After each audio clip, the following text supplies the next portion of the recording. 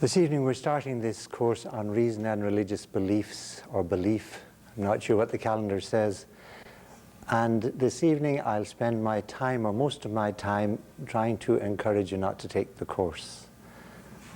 I do this regularly, and there's no reason not to do it, even though you out there might be interested in doing it, and especially when you can sit there with your popcorn and your beer. Okay, so the topic tonight is teasing.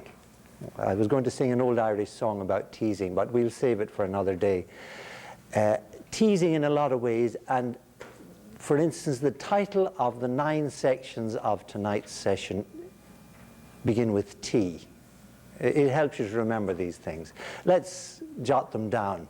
And this is something I do every night, or every class, and those of you who have been in my class before know that I sometimes have a terrific list on the blackboard at the beginning, and we don't get past the first topic. And that's one thing about the course. We're not in a hurry to cover anything. What we want to do is discover something. Now, what are we going to discover? That will take some time. What are we going to discover?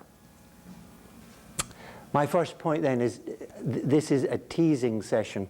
My first time lecturing, it was in mathematics. It was an honours class in mathematics in Dublin University, and the professor told me the policy. I said, how do I go about it? He said, well, for the first 3 weeks, lecture over their heads, and then you'll clear out the class, and the few interested people will be there, and you'll have a great year. Okay, so the teasing mainly has to do with wanting you to be really interested. And you have to find out yourselves, why am I doing this? Well, I'm free on Wednesday evening, and hell, I can watch it on Duet on the bad evenings. Yeah? Well, it's a reason. Okay, so teasing. Now, my first topic is precisely this. Encouraging you to transfer. Okay? Teasing towards transfer. Or, this is the second possibility, it might work, towards thought.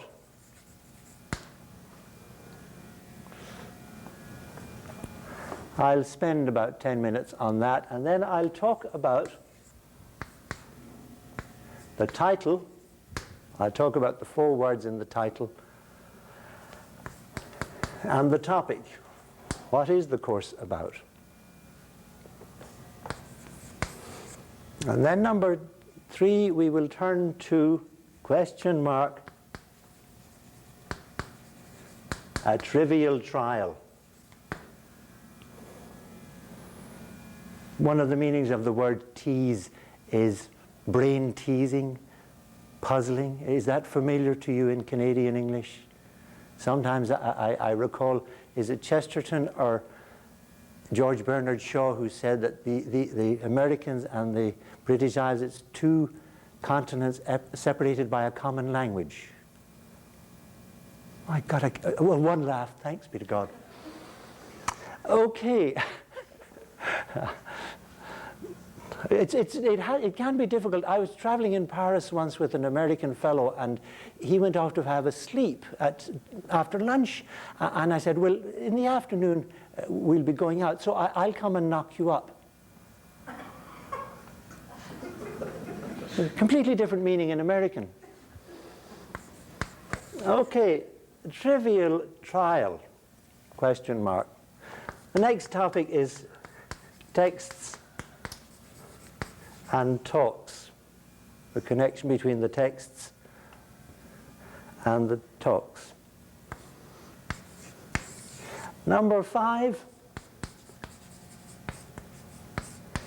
and this is an optimistic twist on an old word, thankful tasks. You talk about thankless tasks. I'm hoping that you will find that these are thankful tasks. They're brain twizzlers, teasers, whatever.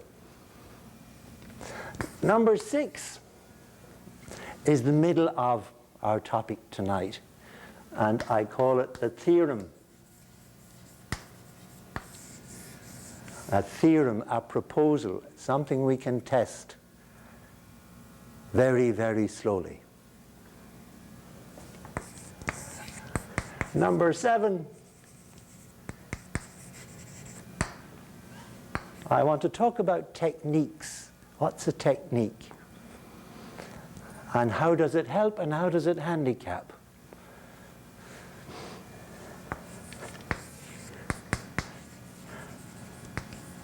Number 8, I want to talk about transformations. Changes, transformations. Think of something like the tadpole becoming a frog, or you becoming something else. And number 9, continuing my tease, try, twice, thrice, thousands of times. Okay. Okay, that's our program for the 2 hours. And this brings us right back to the beginning. Try twice, thrice, thousands of times. How many times do you have to try? Maybe thousands of times. Okay, I won't wipe that out. Teasing towards transfer or thought. Now, I want to tease you. I can come out bluntly and say, for God's sake, don't take this course. But maybe you should. You've got to find that out. Now, why do I say don't take this course? Because you may be the sort of student who's doing brilliantly, you're getting 80s all the way because you have a tremendous memory. You've been memorizing your way right through your school days, right through university days, and it's going good, as you say in Canada. I'm getting used to your English, you see. We in Ireland say we're doing well, but well is something you find out in a field in Canada. I'm only joking. Okay, so 5 points as I tease you not to take the course. The first point is it's not memorization.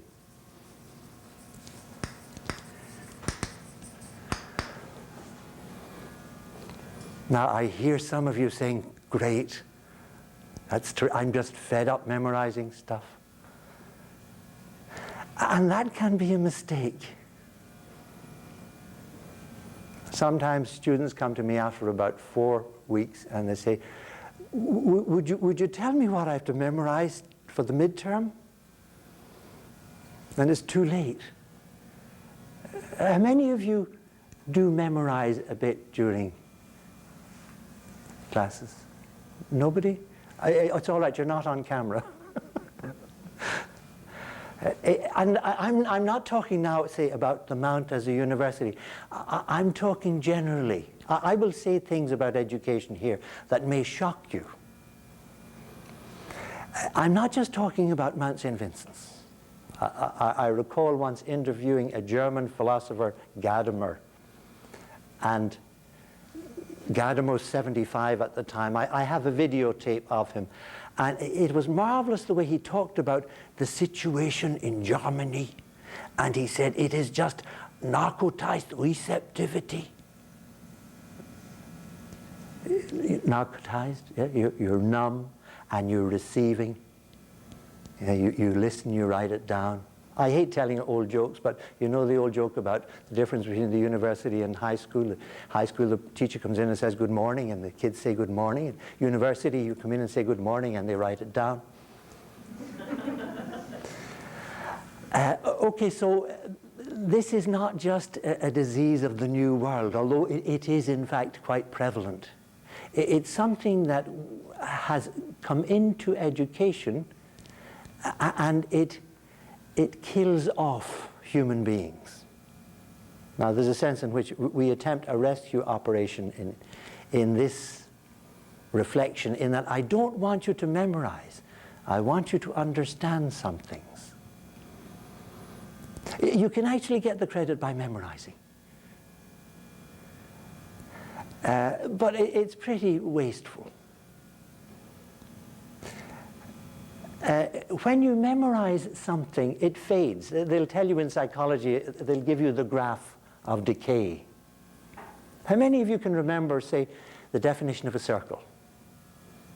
How many of you learned it in school? Yeah? It's gone, isn't it? Yeah? Why is it gone? Because you didn't actually learn. We'll find gradually, and it's part of this theorem, that if you understand something, it sticks. You've got it. You don't forget it. You don't need your notes. Yeah? Okay, not memorization. The emphasis is on understanding. Well, what do I mean by that? Well, that's the topic of the course. In a very fundamental sense. But whose understanding? Well, it'll take us a little time to get to that. Okay, so not memorization, but understanding. What's that all about? Well, we have to come to that gradually. And notice my hand. How are we going to get at it? By going round and round and round. Yeah? Isn't there some song that sings once, twice? Yeah? Anyone willing to sing it? Okay. Not memorization, but understanding. Second point is that it's slow.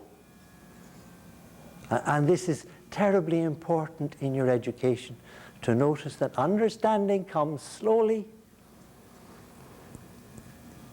When you read the history of achievement, you find it very paradoxical.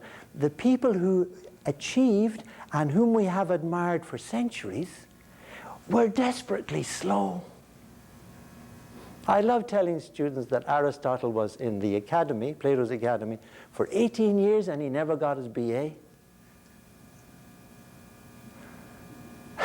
Isn't it marvelous? Yeah?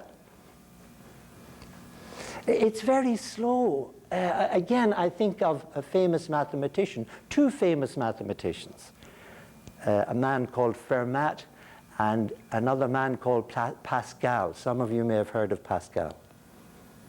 Pascal is known for a lot of things, but one of the things he's not known very well for is he discovered the basis of probability theory. Pascal and Fermat. How? A gambler that they both knew was playing a game and one of the people backed off. And he wrote a letter, I think it was to Pascal.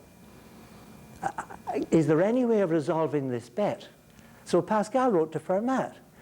And the book I'm quoting for, it's a book, Bell, The Development of Mathematics. At the end of the page, having discussed this, he says, these two men in several months of uncommon sense figured out the basis of probability. Two geniuses. Fermat is famous in mathematics because he wrote down a theorem. There's no point in writing it down, but it's related to the fact that x squared plus y squared is equal to z squared in geometry. Can you prove it if you put in n here? And Pascal has a theorem about that nobody has managed to prove, and he claimed to have proved it, but he didn't write it down. Okay, so slow. And it's a terrific thing to discover that I'm slow because I'm human. I'm not slow because I'm stupid. When I was doing philosophy, nobody told me this. It was very disconcerting. I recall the professor coming in doing the history of philosophy. The first day he came in and he did the pre-Socratic philosophers, a whole bundle of people from Homer, about 6 centuries of philosophy. We did it in a lecture. The next day he came in and he did Plato. And we packed away Plato. On the next day we did Aristotle. And What were we doing? Well, God, I don't know. It took Aristotle 18 years to figure out what was missing in Plato. Slowness is being human. And some of you may find that you have been abused right through your school days because people expect you to gallop through, say, 5 credits. I won't ask you how many of you have got this impression that I really must be very dull. I can only do 4 credits. I do 3 credits each year that I've done before, and it takes all my time. And I find out a little, and it's marvelous. Okay, so slow. And it's repetitious.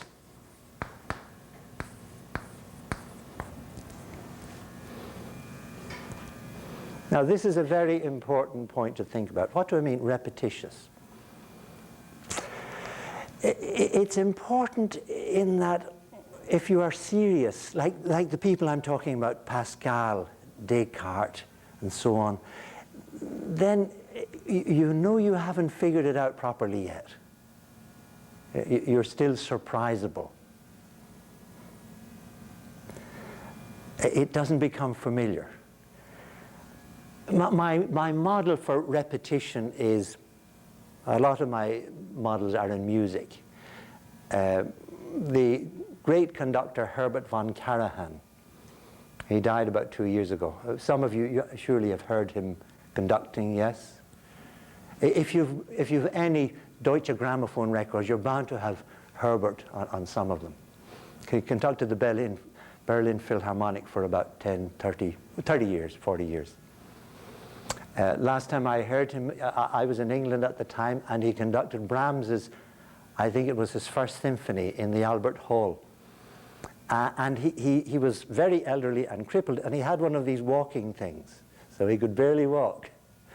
And the plane was an hour late, but the audience waited, and he was helped out to the podium, and this crippled old guy, and then he stood up. He had a special thing to lean on, and then he conducted this symphony. No notes, nothing. Just marvelous. Now, repetition. He, in the early 70s, recorded Beethoven's 9 symphonies. And recording them, it takes an awful lot of splicing, replaying. He was at it for months, repeating Beethoven's 9 symphonies. At the end of the months, he was invited to Strasbourg. He was in Vienna, I think, at the time. And he was going to conduct the 3rd and 4th symphony. And a friend said, Herbert, how can you go to conduct these symphonies after all that? Oh, says Karajan, for me they're new symphonies. Yeah? The problem of repeating something. Now, the topic of our course, okay, it's I, or you might say me, if you speak normal Canadian English, me and God. I, God. Okay. It's a word. There are some people who just repeat the word, but it's not the same. Again, from music, I think of the great composer Mahler, who turn-of-the-century composer. Mahler's last word was Mozart. He had repeated it all his life. But he didn't know the meaning of it. That was the sense of this great man. And again, you've got the same business again. He grew up into, he didn't memorize the history of music. He grew up into it. He grew up very slowly. He was still growing in his old age. There's a marvelous account of an afternoon he spent with Freud, trying to get some insight into why he wrote the music this way. There's a sadness in it relating to his childhood, a number of his brothers and sisters that died. But one of the centers of his life was the word Mozart, or the man Mozart. So repetitiousness, we will be going around the same topic. This theorem will dominate not this one, but the theorem we get will dominate our 22 hours. Repetitious, a diagram that may help you is that, okay, let's say the topic is I and God. That's the motion of the course. Okay? We're going round and round the one topic. There are courses in philosophy, in literature, in psychology, in various fields, in music, and you're always going forward in what I call a steeplechase course. This is at its very worst now, but it does happen, honestly. You may have to go to Harvard to find it. You gallop along for a few weeks, and then you're over this jump, the test. Then you forget all about that, and you gallop along, and you're over the next. And so on to the end of the course. And you'd be shocked out of your wits if you went into the last exam and found that none of this stuff was there. It was on the first week. How many of you would come out of the exam and say, that was desperately unfair? Huh? It's April and we did that in September. Yeah? What's going on? Well, I'm not sure. Okay, so repetitious. And basically we're going to find that, well, you're trying to listen to yourself and you may not have done that for quite a while.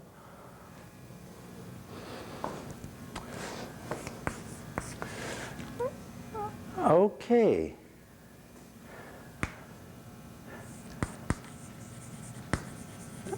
Trivial. This will bring us on to our last point. Trivial, small, light-hearted, humorous, seemingly on factors that aren't what you came here for. I want a view of the universe and the history of religions. And this guy is making me do little puzzles. It's a bit of a joke, isn't it? Yeah? You may have a friend you meet after class and they say, well, what did you do in class? Well, he gave us this damn little puzzle to do.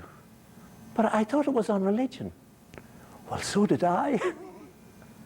Okay. Now, not only is it trivial, and there's a joke about the whole thing in that, yeah, we're going to muck around slowly, repetitiously, sort of get nowhere. If I get you to the beginning of the course by the end, I'll be very happy. Yeah? Sometimes a student comes and says, you know, I'm about ready to take this course. But also more directly, I like to throw in the odd joke, because it's very important to ease up and be human, and a joke is very good in that circumstance. When the situation is very bad, as it is in the modern university, then humor is vital. Many of you have a sense of that? Yeah? If you can't laugh, you won't get through the day. I was recalling this morning or yesterday in this regard the Czech invasion, or the Russian invasion of Czechoslovakia in '68. I happened to be in touch with people in these revolutions. I remember living with 3 Hungarians who got out on their trains in the '56 revolution. Yeah, I'm that old. And in the '68 revolution, well, you know, the Russian tanks rolled in, and the dissidents produced a volume of essays in France, not in Czechoslovakia. And the preface was written by Jean-Paul Sartre. And Sartre wrote in the preface that, yeah, the Russians have held them down now and are holding them down now, but there is that tremendous element within the Czech culture. They can laugh. The Russians can't condemn humor, wit and humor. The possibility of laughter is the possibility of breaking through. And it's very important in this course when you may have to break through. Now, some of you may stay. I brought ad-drop forms, by the way. If I can sign you all out, we can. Okay. But if you stay, you may find that humor does something for you. And I'm trying to justify myself now, because sometimes my jokes are sort of in poor taste, racist, etc. I was thinking tonight, some of my best Jewish jokes, I get them from my Jewish friends. An alcoholic friend phoned me up tonight, and he gave me a marvelous puzzle. What's the difference between an alcoholic and a drunk? Well, the drunk doesn't have to go to those terrible meetings.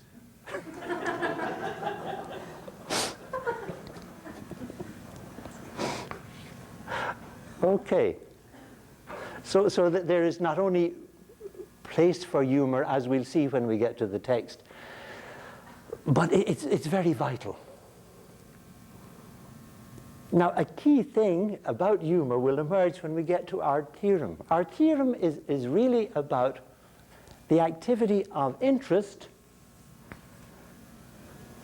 or desire in a deep sense.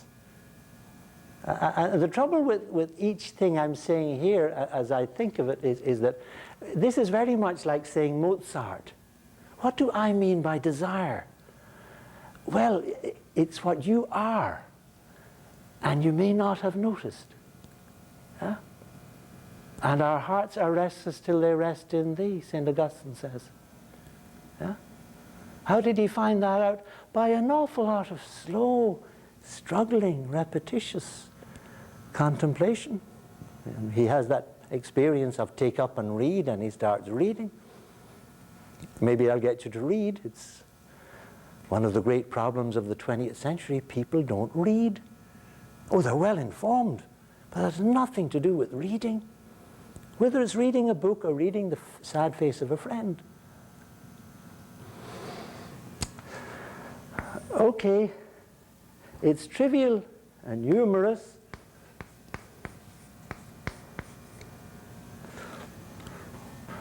And that's my fifth and last point of encouragement, discouragement.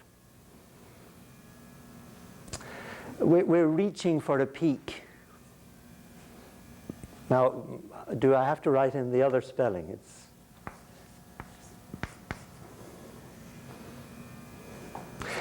the peak. Okay, it's up here somewhere. I mentioned slowness. How far are we going to get? Not too far. Let's say this was a class in music, okay? Where would we be at the end of the 13 weeks? Yeah? I'm going to introduce you to the sonata form.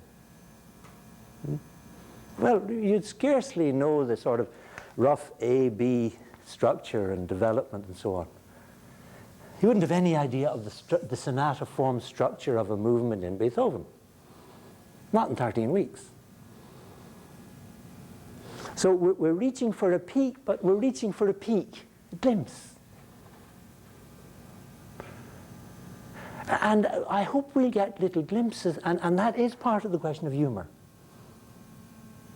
Bernard Lonergan, the Canadian philosopher, theologian, remarks in his book Insight around page 670, every little insight is a glimpse of God. It's a peak. Have you laughed today? I remember once lecturing in York University to a group of, they were actually television people. And I lectured on laughter and humor, and one of the directors came to me at the end and he said, I can't say the holy name. Anyway, he said, Phil, I haven't laughed in years. I'll have to put in a lot of mms if I'm to express myself. It reminds me of the problem of discrete language in hymns in, say, religion. I was thinking this morning of that marvelous hymn, Stand Up and Praise the Lord. Some of you know that, don't you? Yes? And the problem is, you see, if you follow this business of you're not to discriminate, and you've got somebody there who's lost his legs in the war, well, then you can't sing Stand Up. And for somebody who can't talk, you can't say praise. So a lot of our hymns will have to be hums. Hum, hum, hum, hum, hum. And you can't say the Lord because, well, you know why. The lady? I don't know. Okay, so there's a limit to. Okay, so I'll get some of you to laugh before the end of the course, honestly. You're looking very serious. So a peak. At the peak. What's the function of teaching? What's my function here? Let's say I was teaching music.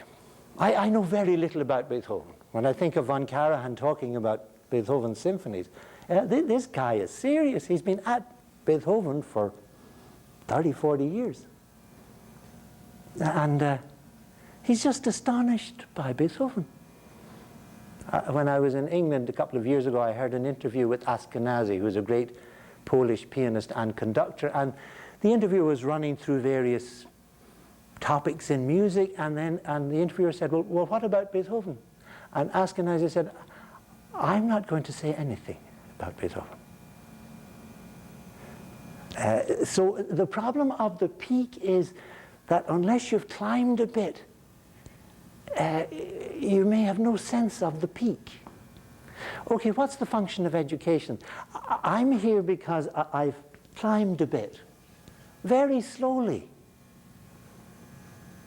I was a Jesuit for about 20 years, and the joke in Ireland about the Jesuits is that there's the joke about the mother talking to the parish priest about the son. A lot of the vocations in Ireland are the mother's vocation. The mother's talking to the priest about Johnny becoming a priest. And you can go into the ordinary clergy, and it takes 6 years, and the Dominicans take 8 years, and the Jesuits take 14. And the priest was explaining to the mother that these are the ways you become a priest. And he said, well, the Jesuits, you know, they take about 14 years. Oh, says the mother, I think Johnny should go into the Jesuits because he's very, very slow. Okay. You heard the story about the Irish emigrant landing in New York? Not too bright. You see, we Irish can tell Irish jokes, like the Newfies joke is Newfoundland's joke about the rest of us. Anyway, he was in New York and writing home to his mother, and he penned it out, and he said, Dear Mother, I am writing this very slow because I know you can't read fast. All right. We're looking for a peak. At the peak, my function is being slow, but having had the opportunity. I've done this credit about 10 times. I'm a little ahead of you, and I can point up the hill. Just as if, and this is a problem in, say, somebody teaching music. Sometimes you find a professor of music lecturing on Beethoven, and somehow beating Beethoven down to manageable size. Somehow pretending that I'm up here and I'm talking about Beethoven and Goethe and Schiller, yeah? And I'm in control.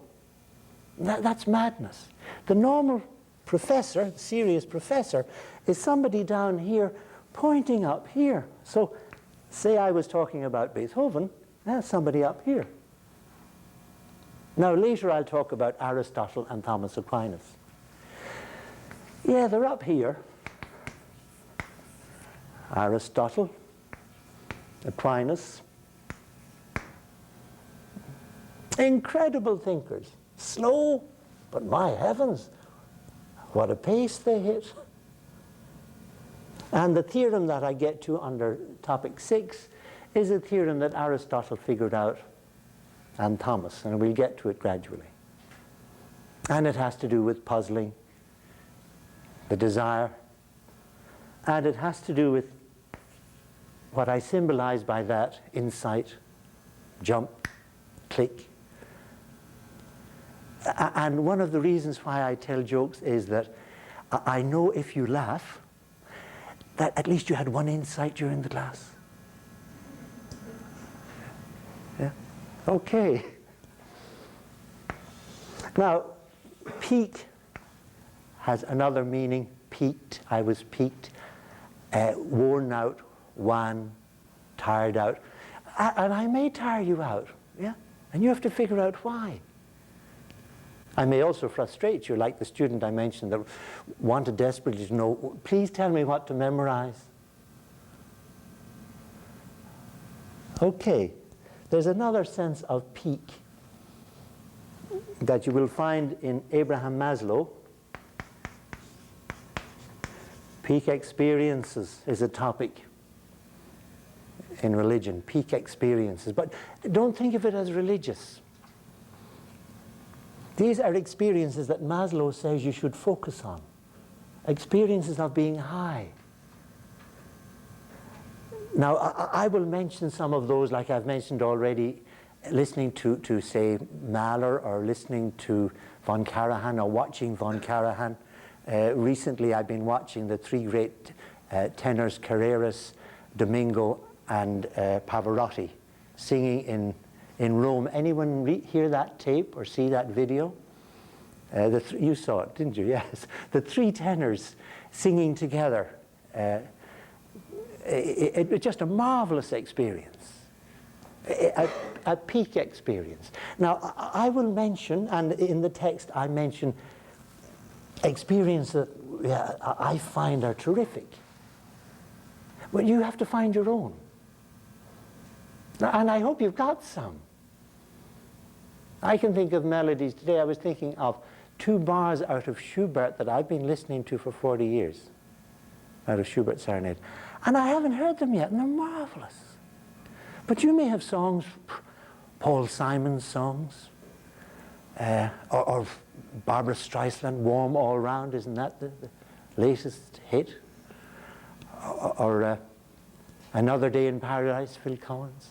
Something that, yeah, displaces you, transforms you, spaces you out, gets you in touch with yourself. Yeah, you feel really real in a certain sense. So there's this element we have to focus on. Okay, but it has to be towards you. So you'll have my illustrations, and you'll get some frustrations out of my slow, repetitious, trivial, humorous illustrations. But you have to ask yourself, well, am I interested in reason and religious belief? Okay, well then, how are we doing? My God, I talk so much, don't I? It's the Blarney Stone. You all heard of the Blarney Stone, yeah? Actually, I never kissed the Blarney Stone. But I went up there once, and I looked down at it, and I looked at all the tourists. You see, the Blarney Stone, it's a stone up in a castle in County Cork, and you're supposed to get the gift of the gab if you kiss it. But to kiss it, you have to be held, and of course you have to pay £1 to do this, $3. You have to be held by the legs over the walls of the castle, and you kiss the Blarney Stone. It's marvelous what we do to tourists in Ireland.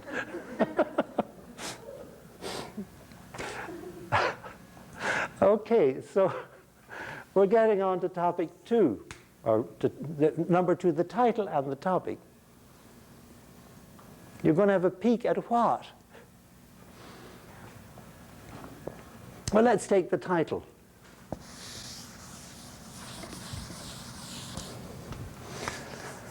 Okay, it's reason and religious belief.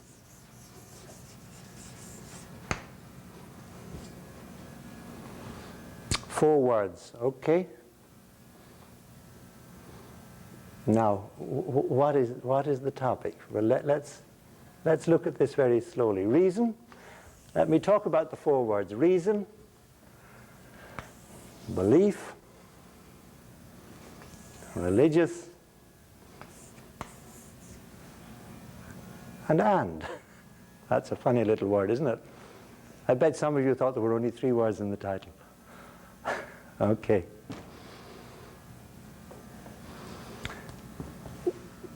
The course will proceed thusly to invent a word. There is no such word. Is there any such word in Canadian English?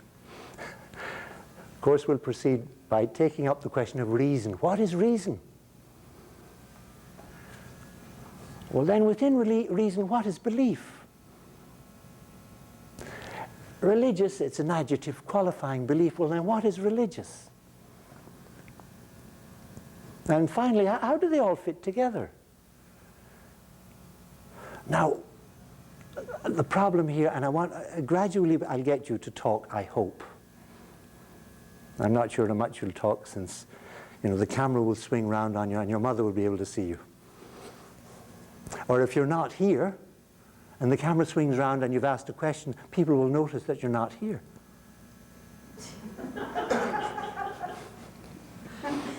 God, I'm glad somebody's listening to me. Reminds me of the definition of an Irishman by Sam Beckett. You want the definition of an Irishman by Sam Beckett? Yes? Yes. An Irishman is one who somewhere else is where he was.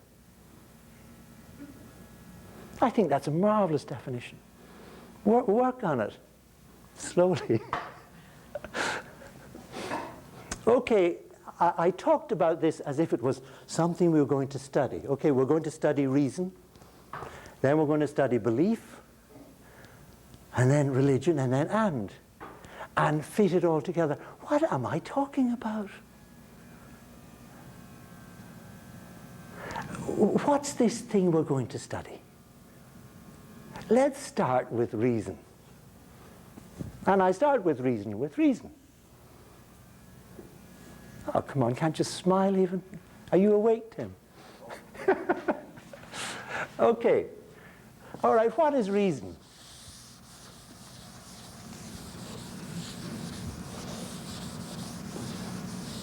Obviously, I mean, it's the first question in the course, isn't it? Yeah?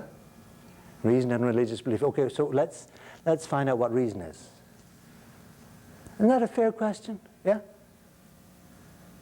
What's reason? Isn't it a fair question? Yeah? Okay, so shouldn't I tell you what it is? I shouldn't, should I? Any reaction to that? Should I tell you what reason is? And the course goes, and I'll tell you what reason is tonight, and we'll... Yeah? All right, let me tell you what reason is. Let me give you a definition of reason, so-called. What is reason? Let me write it down. If I'd colored chalks, it would be better. It makes it more important, Reason. Moving from premises. Notice the use of capital letters. It's terribly important to emphasize things. They say that Freud would not have been the same if they had dropped the capital letters from the German, Some of these things in Freud, the nouns are just capital letters in German, that's all.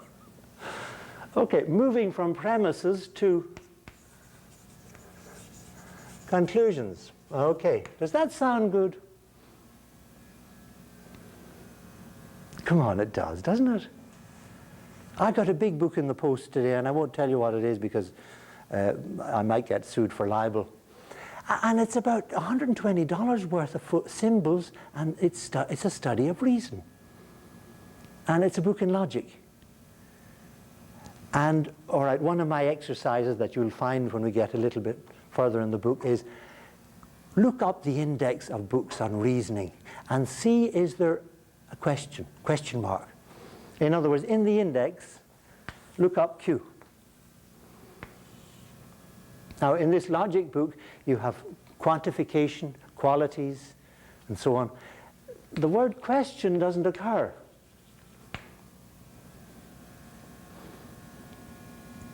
Okay, but I've given you a definition of reasoning that fits in with this book. Does it sound good? Have any of you written it down? Oh, you were in a previous class. Okay, reason is going from premises to conclusions.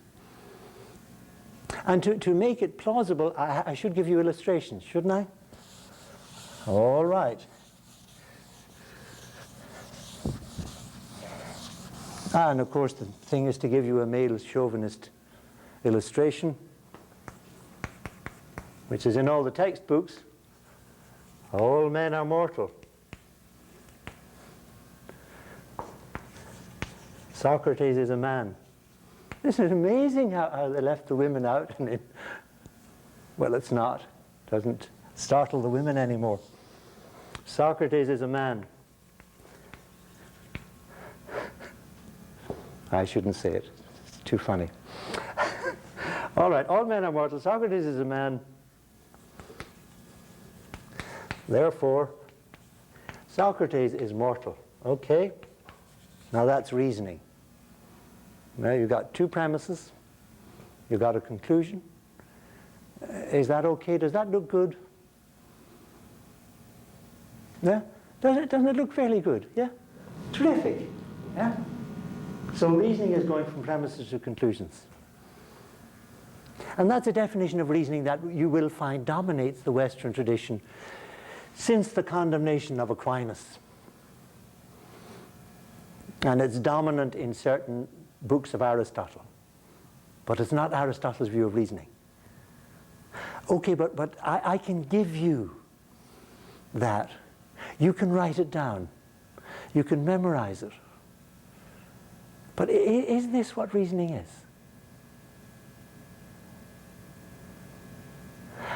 All right, let's switch a little bit. Let's say I wasn't talking about reason and religious belief, but say dogs and animal husbandry. Okay? So I said, well, before we get into this subject, I should define dogs. So I write down dog.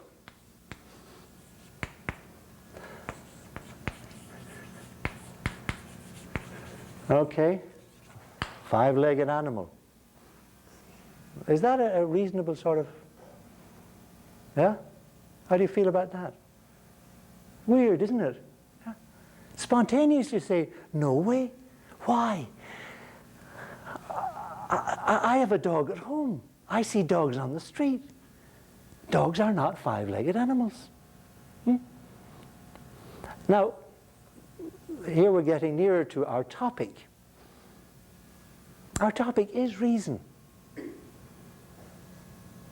And just as you have a dog at home, how many of you have pet animals, cats, dogs, rock, plant? You have to soft talk the plant, keep it well. Okay, you have an animal at home that is a pet. You actually have reason at home. At least when you arrive home, or unless, if there are other people there, of course, there is reason at home. Okay, in other words, you have something we're talking about. Is that fair enough? You all have reason, haven't you? You found your way into this classroom, which is, can be tricky, can't it? You're groping around in the corridors of wisdom here. And where is this place? Duet. Okay, the point I'm making is that, our topic is reason, but where are the specimens?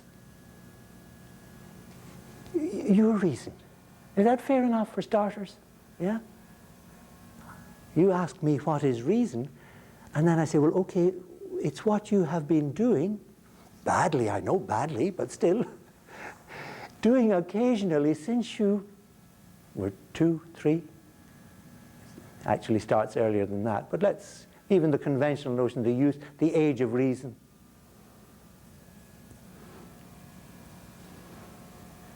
Okay, it emerged very definitely at the age of 3. Do you notice it in your brothers and sisters and children? What is reason? What emerges in the 3-year-old, it's not this. What emerges in the 3-year-old is this Yeah? How many of you can concede that a little bit? Yeah? Yeah? Okay, let's go back to the joke.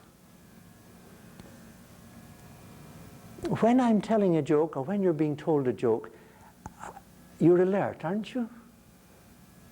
Yeah? Unless you're a sergeant major or a Polak or whatever. I'm thinking of one of my favorite jokes. Yes, we have time for a joke. One of my favorite jokes is about the man, the New Yorker correspondent who got permission to interview the present Pope. And he was very anxious about it, and started working out the right questions, and what should I ask him, and brushing up his Italian, and not sure what language, but he knew that this guy could, talk 26 languages, so he'd risk English. So he flew to Rome, and then he taxied to the Vatican, and eventually into the presence, and he sat down on a chair waiting for the Pope, and he sat on the edge of the chair very nervously, and the Pope appeared eventually, and he didn't know whether to fall on his face or fall on his knees or kiss his hand or kiss the floor.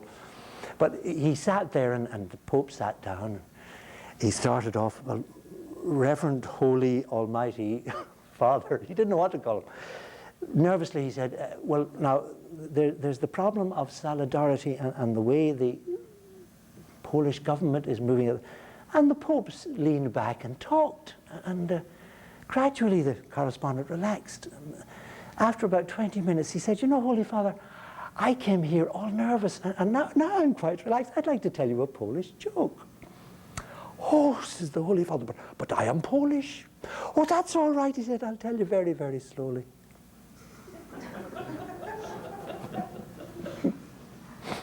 All right. So, what is dominant in a joke? What's dominant is interest. You actually become interested. Is that not true? The normal person. Once somebody says, you're listening to this stupid lecture from McShane, and he stops and he suddenly says, did you ever hear the one about that? And you wake up. Up till now you've been writing an essay for another course, but well, I might as well listen to the joke. It relaxes you, and you actually become human. You're actually present in the classroom for the first time in an hour. And you're listening to a flow. Okay, I'm not going to go into the philosophy of the joke, but I want to bring out the main point here about reason. You're listening to a flow which actually is at least a double narrative.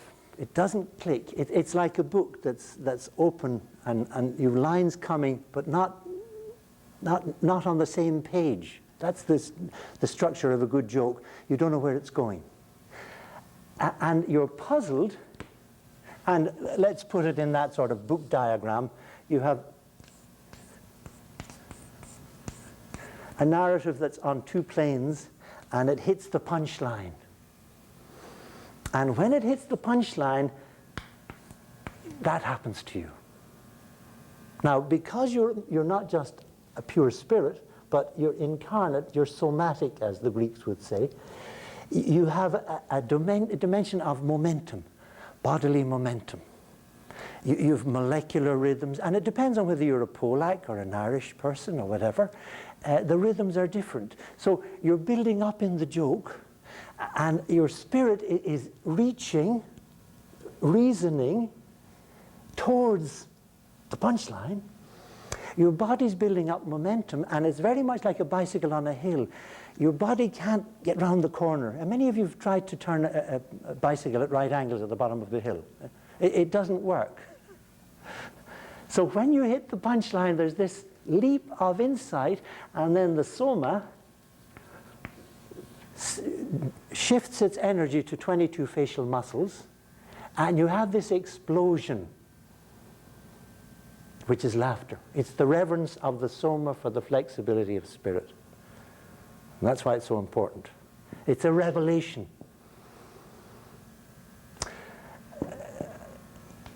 Now, I'm going to give you something to think of. In other words, I'm going to shift from the topic to a trivial trial. Okay? Give you something to chew on at the end of the class. Okay, is it a trivial trial? Well, it's a puzzle from an 11-year-old's examination in England. It was an examination they had in the English system to test people at the age of 11. So don't be embarrassed if you can't work it out. Okay? It's a very simple puzzle. I divide the alphabet in two. Okay? A, B, C, D, E, F, dot, dot, dot, dot. What does the dot, dot, dot mean? It means I haven't finished it, but I can. Can you? Many of you have seen this puzzle before. A few people. It's very tricky. But the problem is to be interested enough to start figuring it out. It's a sequence. What way am I dividing the alphabet? Now, after we come back, I will juggle with this, but you can juggle with it in between.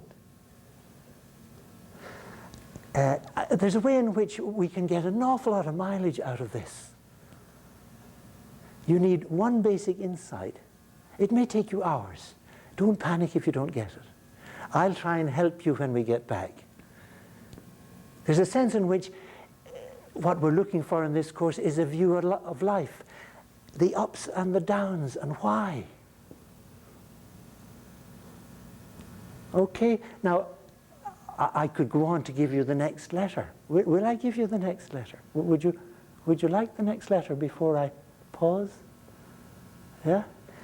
A, B, C, D, E, F, G. Do you want another letter? Was that a help to anyone? And the next letter is H. Is that a help? Let's leave it at that. I suppose some of you worked it out in the last few minutes. Yes? Yes? No? Anyone need help? Okay. Now, this is, the question here is, question mark, trivial. Is it trivial? Is this trivial? And some of you surely think that this is really trivial. Hell, I mean, we want to know about religion. We have important problems. And here I am doing this puzzle from a British exam for 11-year-olds. Isn't that pretty crazy? Yeah? Come on, be honest. I think it's not trivial, but I don't want you to agree with me. And right through the course it will be the same point. Don't agree with me. I think it's vitally important to notice what we're doing in this exercise. Now there's a twist here. I said to notice what we're doing in the exercise. You can do the exercise, and that is not philosophy. That's what the kids do at 11 in the British exams. The funny thing is that that exam was dropped actually because the kids gradually started training to do it properly, and they were able to whiz through these. On the other hand, I was recalling this afternoon doing this with a friend of mine. She's a professor of sociology, not here, she's in Copenhagen in Denmark. And I remember us working on this. We were sitting on an Irish shore. She's Irish originally. And I gave her this puzzle, and she couldn't get anywhere with it. And we spent 2 hours. And in the next 10 minutes, I'll show you what I did for her, and she still couldn't see it. Now, you may be like that, and don't worry. On the other hand, I remember doing this at home with a housewife in Ireland, and her kids were running around, and we were mucking away with this, and an 8-year-old ran over and looked at the table and said, "Oh, Mommy, look." And he gave her the answer. Can be embarrassing, can't it?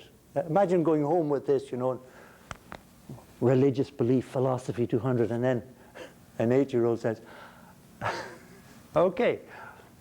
So noticing what we're doing, that's the problem here, to notice what I am doing. I being you. What am I doing? If I'm interested. Now the first thing to notice is, am I interested? And be honest with yourselves. We're back to the question of memorization. I am not interested in reason and religious belief. I have an elective. I noticed that there's not a big bibliography. Or I was told it was a bird course. That was a mistake. I'm not. I just want the credit. How many of you would take the credit if I said, you know? I know I shouldn't ask that. I do sometimes ask my students how many would, you know, if you could buy the 15 credits and move on, you get a great show of hands. Okay, so are you interested? And you may find I'm not. Then you have to find what puzzles you. Okay? Now, if you're in the state that nothing puzzles you, then you're in trouble. At least you're not in trouble. No, that's wrong. Your friends, your relations, the people living with you are in trouble because you're not interested.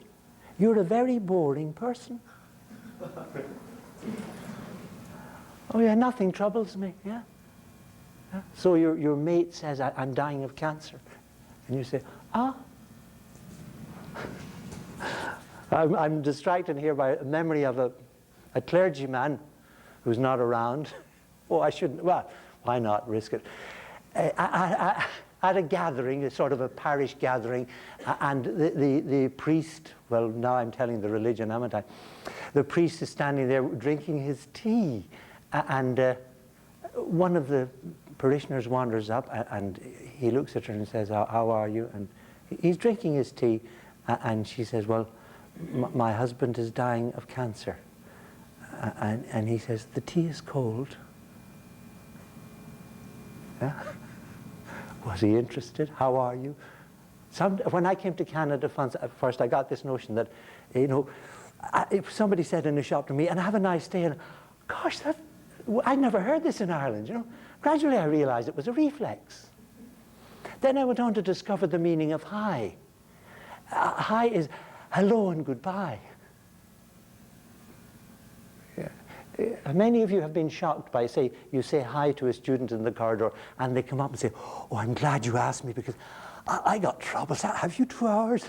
You say, oh, no, I wasn't saying hi that way. Okay, so are you interested? Maybe not in this puzzle, but do you ever sort of pep up to the level of what's going on? Yeah? Your friend's face is very sad. Are you interested? So that's the first discovery. You may not do it for this, but you discover that there's something about me that I'm symbolizing as that. Yeah? You can call it curiosity, desire, interest, at least the sort of thing that makes you present at a joke. Okay? There are different levels of presence at a joke. Many of you have been at a joke-telling session with foreigners, and you listen through a foreign joke. You're not present in the telling. Many of you have been like that, and you've somebody there, like, telling a good joke in Swedish.